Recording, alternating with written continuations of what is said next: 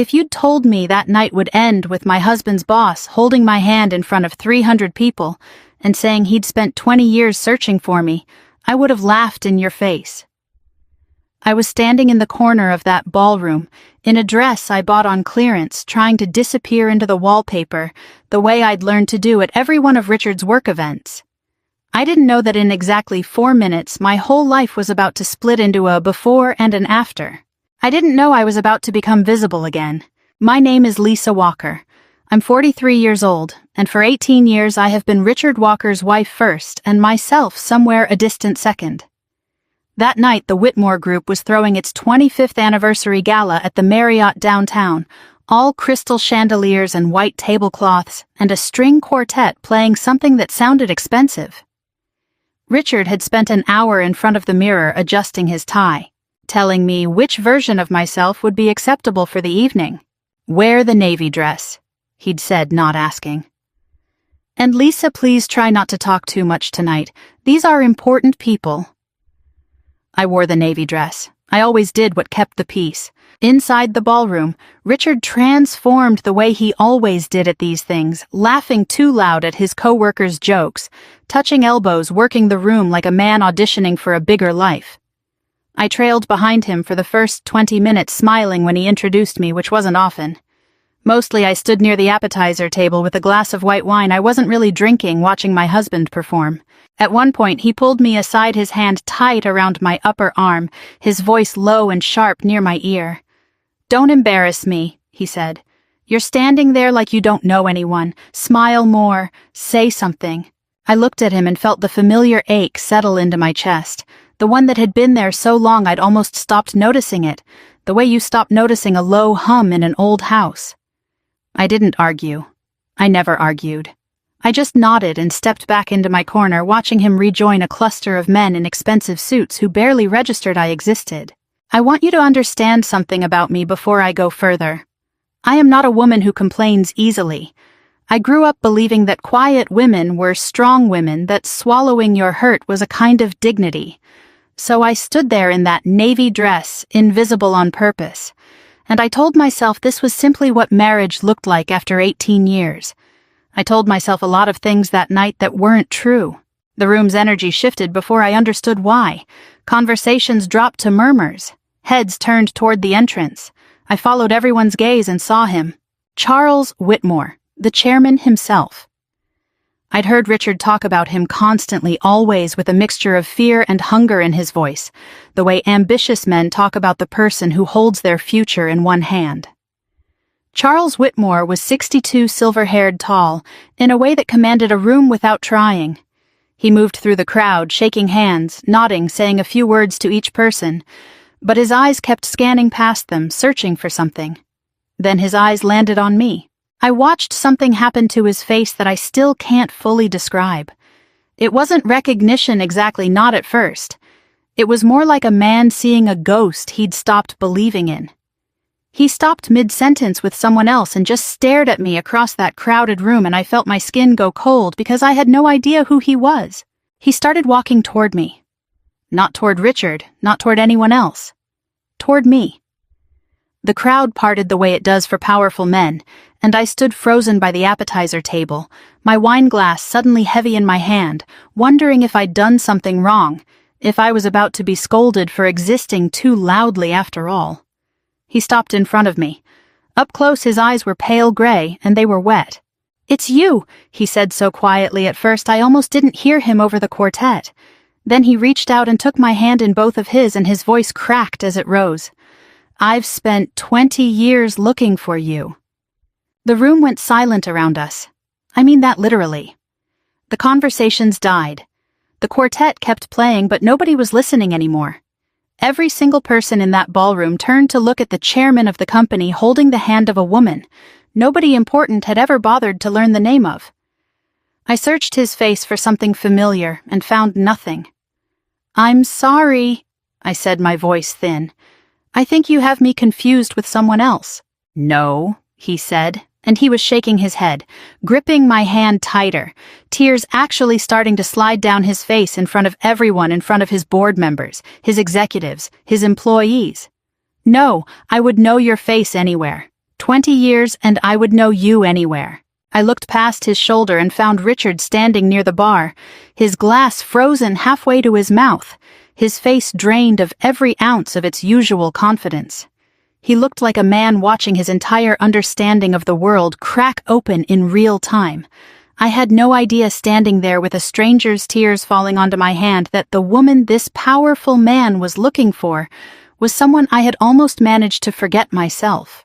I stood there with my hand still caught in his, and the whole ballroom seemed to be holding its breath, waiting for me to explain something I couldn't explain because I genuinely did not know this man.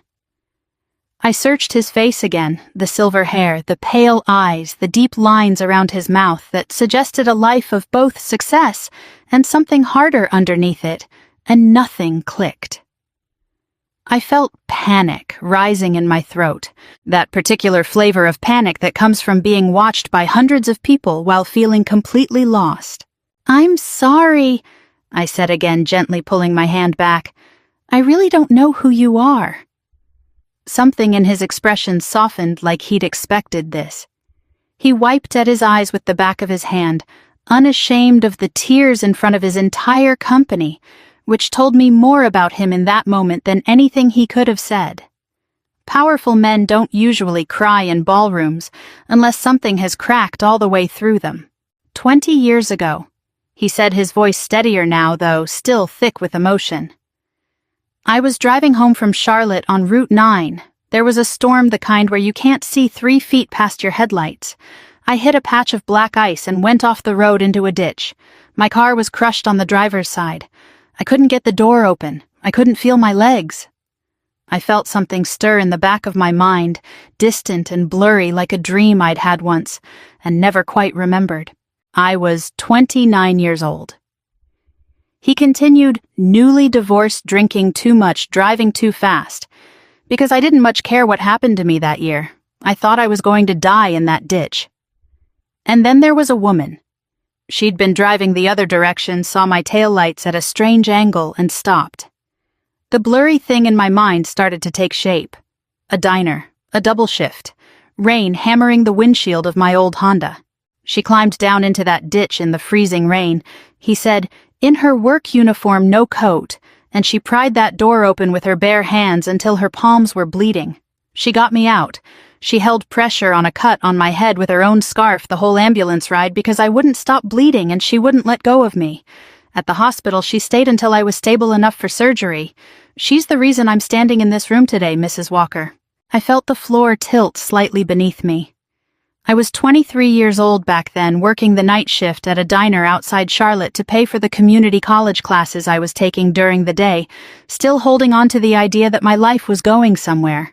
I remembered that storm. I remembered a man's car folded like a soda can in a ditch, remembered the sound he made when I finally got the door open, somewhere between a sob and a laugh, remembered his blood on my scarf. I remembered leaving before he woke up. "I only had a first name," Charles said, and now his voice was almost pleading, like he needed me to understand the years behind this moment. "Lisa. That's all it said on the hospital admission form where you signed as an emergency contact so they'd treat me.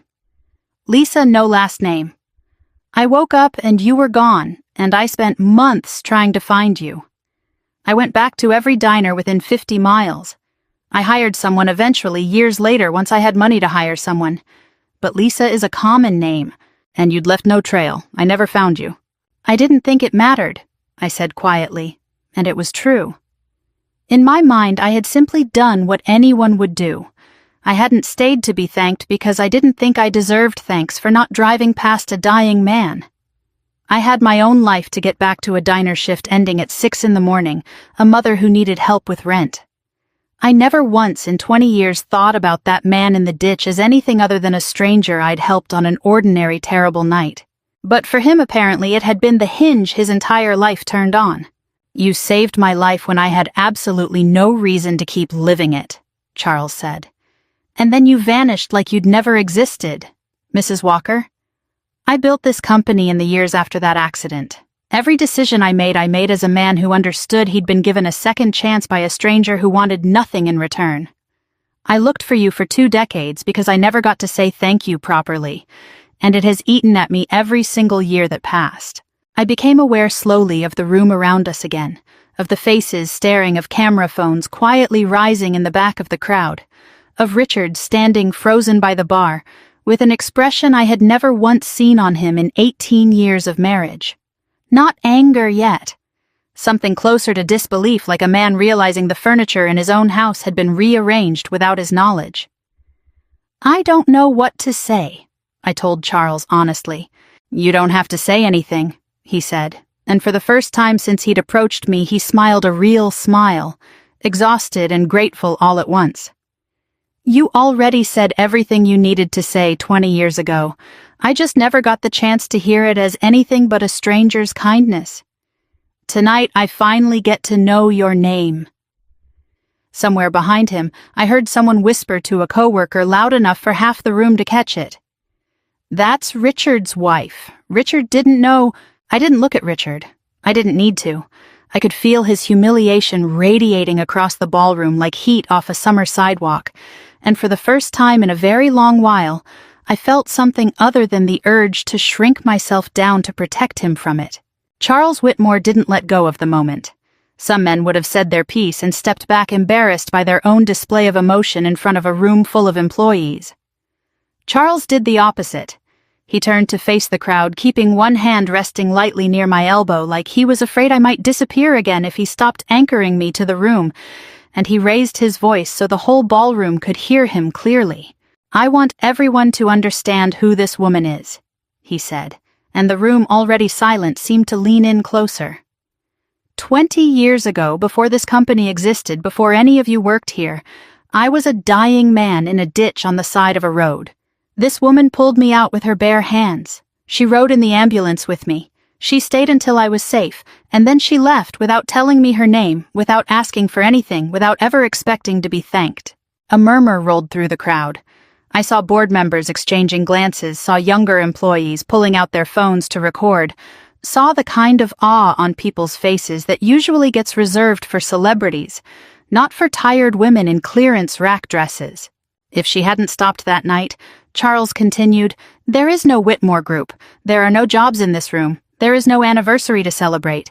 Every single person here who has built a career, a home, a life through this company owes a debt to a woman none of us knew existed until tonight." I felt my face go hot. I wasn't used to being looked at, let alone looked at like that, like something precious that had been misplaced and finally found. Part of me wanted to sink into the floor. Another part of me, a part I hadn't felt in a very long time, stood a little straighter. Then Charles turned toward Richard, and the temperature in the room seemed to drop. "Richard," he said, and my husband flinched at the sound of his own name. "Your wife saved my life, and I've been married to the story of that night for 20 years, wondering who she was. You've been married to her for 18. Did you know—" Richard's mouth opened and closed. I watched him search for something clever to say, some way to spin this into a version of the story where he still came out looking competent, in control, the man who had everything handled. What came out instead was weak and immediate. "She never mentioned it," he said, forcing a laugh that landed flat in the silence. "You know how it is, 20 years a lot happens. I'm sure she just forgot to—" "You didn't know your own wife saved the chairman's life?" Someone said from the crowd, not unkindly, more disbelieving than anything, but the words hung there like a verdict. I recognized the voice. It was Dave Marsh, one of Richard's colleagues from the finance floor, a man Richard had complained about for years, calling him a suck-up, a climber.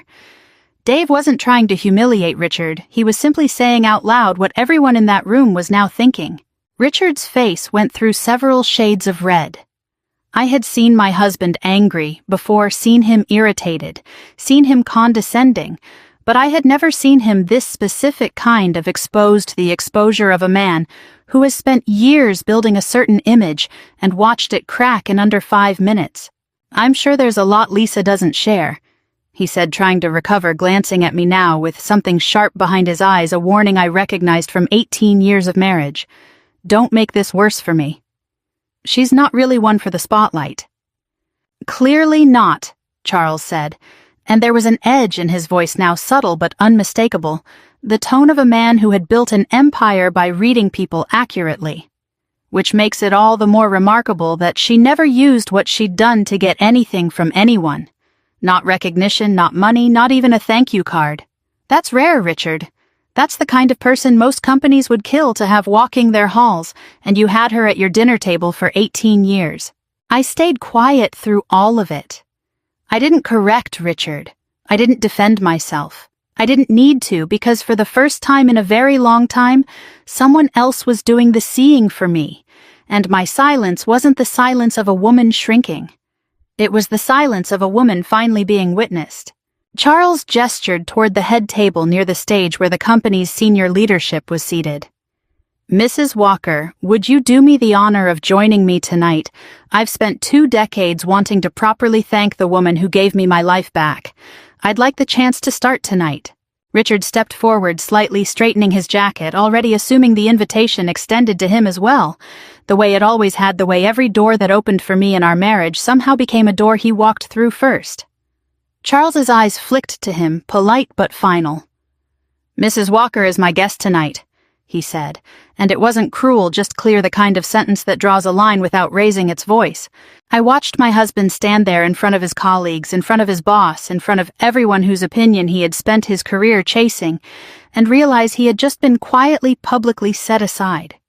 I felt something unfamiliar move through my chest as Charles offered his arm, and I took it, walking toward the head table while 300 people watched. It wasn't triumph exactly. It was something quieter than that. It felt like being seen for the first time in longer than I could remember, and realizing how much I had missed it without ever letting myself admit it.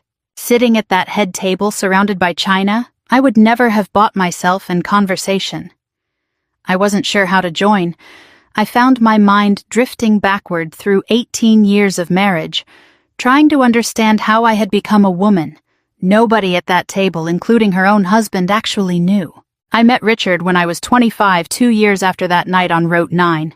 He was ambitious even then, still climbing the lower rungs of a mid-sized logistics firm, handsome in a sharp-edged way, the kind of man who made you feel chosen when he looked at you and invisible when he didn't. I mistook his intensity for depth. I mistook his need for control for strength. I was young enough and tired enough from years of working double shifts to keep myself afloat. That being chosen by someone who seemed so certain about the future felt like relief. It didn't happen all at once, the smallness. That's the part people don't understand about marriages like mine. Richard never sat me down and told me to disappear. Instead, it was small, patient erosion spread across years. Early on, when I mentioned wanting to finish my degree, he'd smile and say we couldn't afford it right now, not with his career taking off. And wasn't it more important that one of us focused on home? When I got excited about a part-time job at a local nonprofit, he asked what people would think a woman with his last name working retail hours. When I spoke up at dinner parties, offered an opinion at a barbecue, laughed too loudly at my own joke, I'd get the look. The private corrective look that told me I'd embarrassed him again. "You're just not corporate material, Lisa," he told me once years ago when I'd asked about applying to an admin job at his company. "Some people are built for that world. You're better at, the home stuff." I believed him. That's the part that still stings sitting there at that head table 20 years later. I believed him for so long that I stopped testing whether it was true. I never told Richard about the man in the ditch because honestly, it never occurred to me that it mattered. To me, it had been one night among thousands. An instinct followed a stranger helped nothing more remarkable than stopping to help someone change a flat tire. I hadn't buried the memory out of shame or trauma. I had simply filed it away as something small because I had never been taught that the things I did mattered enough to keep. Charles, seated beside me, now seemed to sense where my thoughts had wandered. He leaned in slightly, his voice pitched just for me beneath the noise of the room. "I went back to that hospital 3 times over the years," he said. "I talked to nurses who barely remembered the night. I hired an investigator in my 30s when I finally had the money to do it properly. He found nothing. No last name, no address, just Lisa, and a description that could have matched 1,000 women. I didn't know anyone was looking," I said quietly. "I kept the scarf," he said, and something in his voice cracked slightly on the words. "The one you used on my head. I don't know why I never threw it out. It's been in a drawer in my office for 20 years, this ridiculous sentimental thing, a grown man keeping a blood-stained scarf, because it was the only proof I had that you were real, and not something I imagined while I was half-conscious and terrified. I didn't know what to say to that. There's no polished response to learning that a stranger built a shrine out of your kindness while you forgot his face entirely. I want to be honest with you. Charles continued quieter, still glancing briefly toward where Richard sat 2 tables away, stiff, and watching us like a man trying to read lips. It wasn't only gratitude that kept me looking. Somewhere in those months I spent recovering, thinking about the woman who saved me and vanished, it became something more than thanks. I built an entire idea of you in my mind, a version of you that was probably unfair, too perfect, too mythologized. I told myself if I ever found you, I'd simply say thank you and let you go on with your life. He paused, and I watched him decide whether to say the rest. But sitting here tonight, watching how your husband spoke about you, how this room reacted to discovering who you actually are, I don't think the woman I imagined was unfair at all. I think she was exactly right, and I think she's been sitting in rooms like this for years without anyone noticing her. I felt heat rise in my face, not from flattery exactly, but from the strange vertigo of being truly seen by someone after so long being merely tolerated. I glanced across the room at Richard, who was watching us with an expression I recognized from every argument we'd ever had, the tight jaw, the controlled fury simmering just beneath a composed surface. He hated this. He hated that I was the center of something he couldn't manage or minimize. For what it's worth. I told Charles, I don't regret not telling anyone. I didn't do it to be found. I did it because you needed help and I was there. I know, he said, and he smiled, the exhaustion in his face finally softening into something gentler. That's exactly why it mattered so much. Across the table, a woman from the board leaned toward me and asked kindly what I did for work these days, clearly expecting an impressive answer to match the story. I opened my mouth to say I didn't work, that I hadn't in years, that Richard had always said one income was plenty as long as everything at home ran smoothly, and I felt the old shame start to climb up my throat. Then I stopped myself. I looked at Charles, at his scarf kept in a drawer for 20 years, at his belief that I'd been worth searching for, and for the first time in a long time, I didn't feel the need to shrink the truth to make it more comfortable for anyone else in the room. The gala wound down close to 11, and by the time I found my coat, Richard was already waiting by the parking garage elevator, arms crossed, jaw tight, in that way I'd learned over 18 years to read like a weather forecast. I knew before he said a word that the storm had been building all night, and I was about to walk straight into it. The elevator doors closed, and he didn't wait for privacy. "What the hell was that?" he said, his voice low but sharp, bouncing off the concrete walls of the parking structure. "You couldn't have mentioned that you knew Charles Whitmore, 20 years of marriage, and you just what forgot to tell me you saved my boss's life."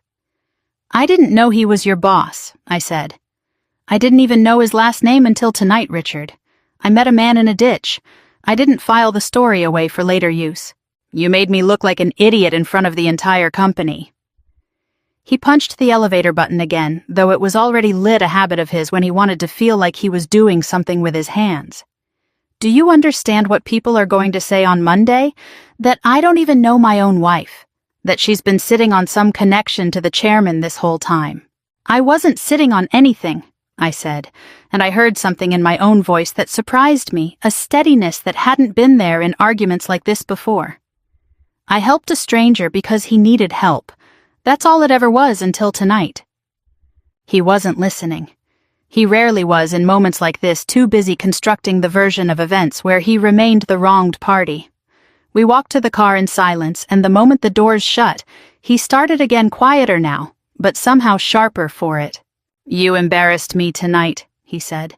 "Standing there, letting him hold your hand, letting the whole room watch, letting Dave Marsh say that thing about me not knowing my own wife.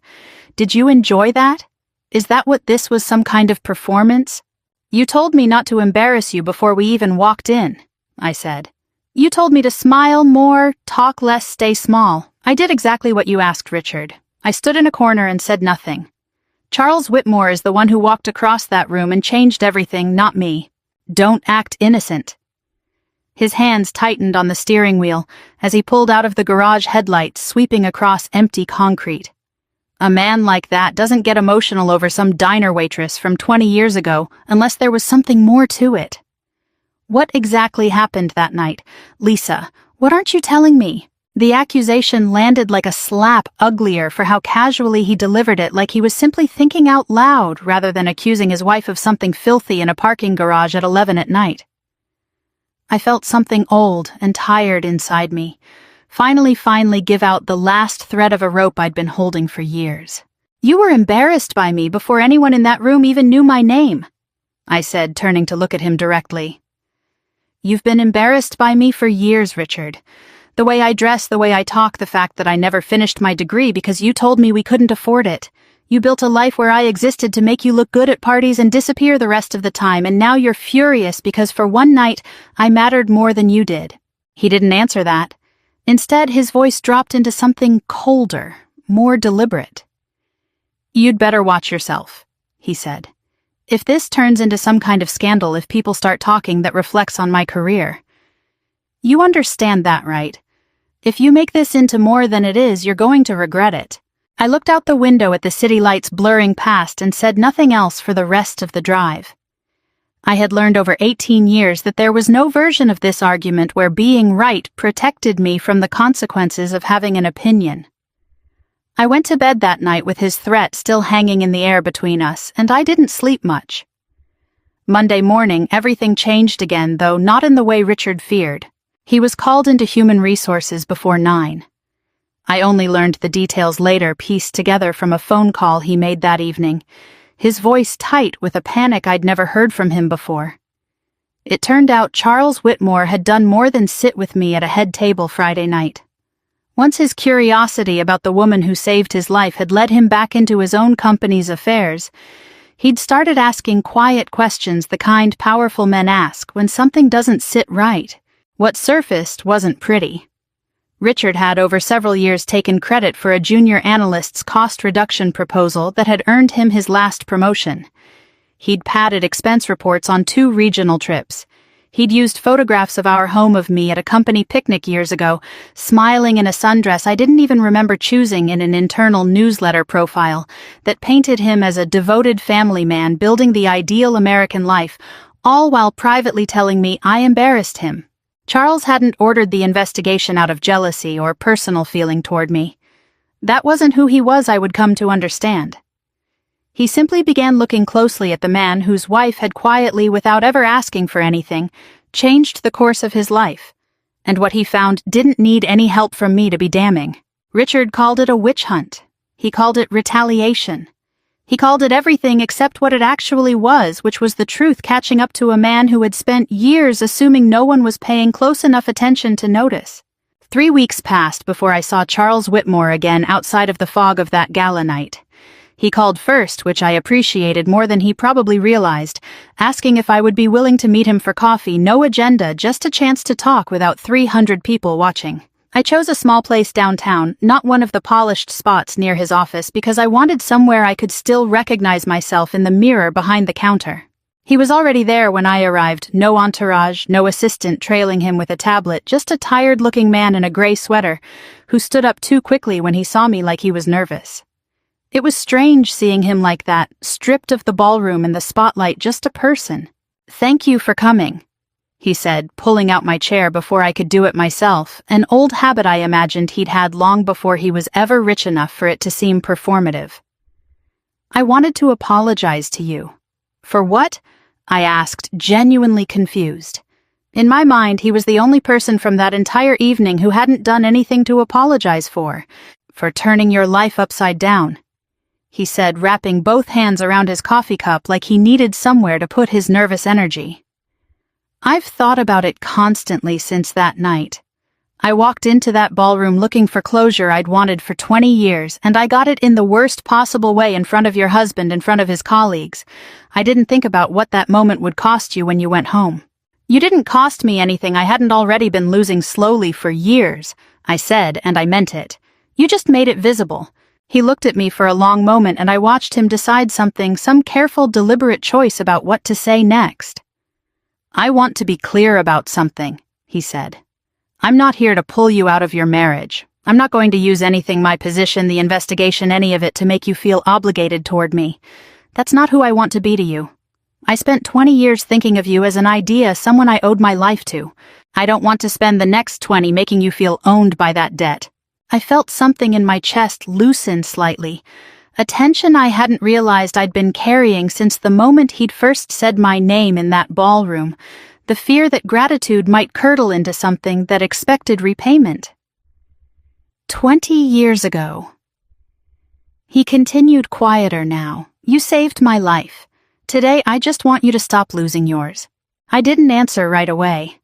I stirred my coffee, though I hadn't put anything in it that needed stirring, buying myself time, because the truth was I'd been asking myself a version of that same question every night since the gala, lying awake next to a man who had spent the drive home threatening me instead of comforting me. What had my life become, exactly? I tried to remember the last time I'd made a decision purely because I wanted to, not because it would keep Richard's temper calm or preserve some fragile peace in our house. I couldn't find one. Not in months. Maybe not in years. I had built myself into a shape that fit neatly into the corners of his life, and somewhere along the way, I had stopped noticing there was a woman underneath that shape who used to want things. Richard tried in his own way over those same weeks to pull things back together. He came home one evening with flowers and apology already forming on his lips before he'd even set his keys down. "I've been under so much pressure at work," he said, standing in our kitchen with the flowers held out like a shield. "I said some things I didn't mean. You know I don't actually think you did anything wrong that night." I looked at the flowers, cheap grocery store carnations, the kind you buy when you're in a hurry to fix something rather than genuinely sorry for breaking it.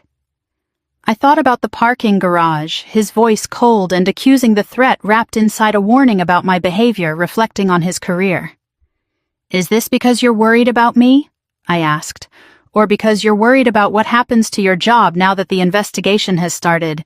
He didn't answer fast enough. That told me everything. I want to be honest about what happened inside me over those 3 weeks, because it wasn't dramatic, not the way people expect these turning points to be. There was no single moment of clarity, no lightning bolt. It was slower than that, more like waking gradually from a long sleep, becoming aware inch by inch of how small a room I'd been living in. I started remembering things about myself I'd let go dormant. That I used to love drawing actual pencil sketches I'd fill notebooks with before Richard called it a waste of time. That I used to have opinions about politics, about books, about the world, and used to share them out loud before I learned that sharing them cost more than it was worth. I started remembering that the woman who climbed into a ditch in a rainstorm to save a stranger had been brave, genuinely brave, and that bravery hadn't just disappeared. It had been buried under years of being told to make myself smaller. The night I finally decided, Richard came home late from a meeting with HR, his face gray, his voice smaller than I'd ever heard it. He sat across from me at the kitchen table and told me, without quite meeting my eyes, that he might be facing a formal reprimand, possibly termination, depending on what the investigation turned up about the expense reports and the analyst's proposal. "I need you on my side right now," he said. "Whatever happens, I need people to see that our marriage is solid, that this hasn't broken us." I understood finally and completely that even in his worst moment he was still asking me to perform for him, still asking me to be the prop that made his life look acceptable to everyone watching. I stood up from the table, walked to my jewelry box, and took out my wedding ring. I set it on the table between us, the gold catching the kitchen light, 18 years reduced to one small, quiet gesture. "I didn't embarrass you, Richard," I said, and my voice didn't shake at all. "I exposed you. Those are two very different things, and I think somewhere underneath everything you've always known the difference." I left him sitting there at the table staring at the ring, and for the first time in longer than I could remember, I walked up the stairs to our bedroom feeling like the air around me had gotten bigger. I didn't run into Charles Whitmore's arms the week I left Richard. I want to be clear about that, because it would have been the easy story to tell, the neat bow to tie on everything that had happened. Instead, I moved into a small one-bedroom apartment across town, the kind with second-hand furniture and a leaky kitchen faucet. I fixed myself with a video tutorial and more patience than skill. I needed more than anything to find out who I was when nobody was asking me to be smaller. The divorce took 4 months to finalize. Richard didn't fight me on much, which surprised me until I understood why. He was too consumed with his own unraveling at work to spend much energy on ours. The internal investigation confirmed what Charles had quietly suspected: the padded expense reports, the credit taken for work that wasn't his, and Richard was demoted from his management position, moved to a smaller role with a smaller office and a much smaller audience for his charm. He wasn't destroyed. I want to say that clearly because I never wanted his ruin, only the truth. He kept his job, kept a paycheck, kept his pride bruised but intact. He simply had to live finally with the consequences of years spent believing no one important was watching closely enough to notice who he really was. I saw him once more at the courthouse signing the last of our papers. He looked older than I remembered, tired in a way that had nothing to do with sleep. "I hope you're happy," he said, and I couldn't tell if it was bitterness or something closer to genuine hope. I told him I hoped the same for him, and I meant it because carrying anger for a man who no longer had any power over my days felt like a waste of the freedom I'd fought so hard to have. Charles didn't call for weeks at a time during those months, respecting the space I clearly needed, though he did send a card when the divorce finalized, simple and warm, no pressure, folded into the words. Instead, our paths crossed slowly, naturally, through something unexpected. He invited me to visit a foundation his company had quietly funded for years, a program supporting women rebuilding their lives after leaving controlling or abusive marriages, offering job training, temporary housing assistance, and something I found I needed just as much as anyone else there: a community of women who understood exactly what it cost to make themselves small for someone else's comfort. I hesitated when he first suggested I get involved beyond just visiting. Volunteering felt like one thing. Stepping into any kind of real role felt like admitting I was ready to be seen again, in a way I wasn't sure I trusted yet. But something about walking those halls, meeting women in their 30s and 50s and 60s who were all learning to trust their own voices again, felt less like charity and more like recognition. I said yes. I started small, helping organize workshops, sharing pieces of my own story, when it felt right, never performing it, just offering it honestly to women who needed to hear that starting over at 43 wasn't a tragedy, it was a beginning. Within a year, I was speaking regularly at foundation events, my old fear of taking up space in a room slowly, deliberately being replaced by something steadier. Charles and I built our relationship the same slow way, no rush, no grand gestures beyond that first one at the gala, which had honestly been enough grand gesture to last a lifetime. We had dinner occasionally. We talked on the phone some evenings about nothing important, about books and weather and the small textures of ordinary days, which felt like a luxury after 18 years of conversations that were really just management meetings for Richard's ego. Charles never once made me feel like I owed him anything for that night on Route 9, and somewhere in that patience, something real grew between us, unhurried and honest. 9 months after the gala, the foundation held its annual benefit dinner, the same kind of grand ballroom setting where this entire story had begun, though this time I wasn't hiding in a corner in clearance rack navy. I stood at a podium in a deep green dress I'd chosen entirely for myself, looking out at a room full of people who had come to support women exactly like the one I used to be. I found Charles in the front row before I started speaking, his eyes steady on mine, proud in a way that didn't feel like ownership, just genuine gladness at watching someone become fully themselves. For years, I told that room, my voice carrying clear and unshaking through the microphone. I thought being quiet meant being strong. I thought disappearing a little more each year was just what it meant to keep a family together. It took a stranger from 20 years ago walking back into my life to remind me that the woman who once climbed into a ditch in a rainstorm to save someone else was never actually gone. She was just waiting for permission to come back. But sometimes, real strength isn't staying quiet to keep the peace. Sometimes strength is finally letting the world hear your name. The applause that followed felt less like praise and more like recognition, dozens of women in that room nodding because they understood exactly what those words had cost me to say out loud.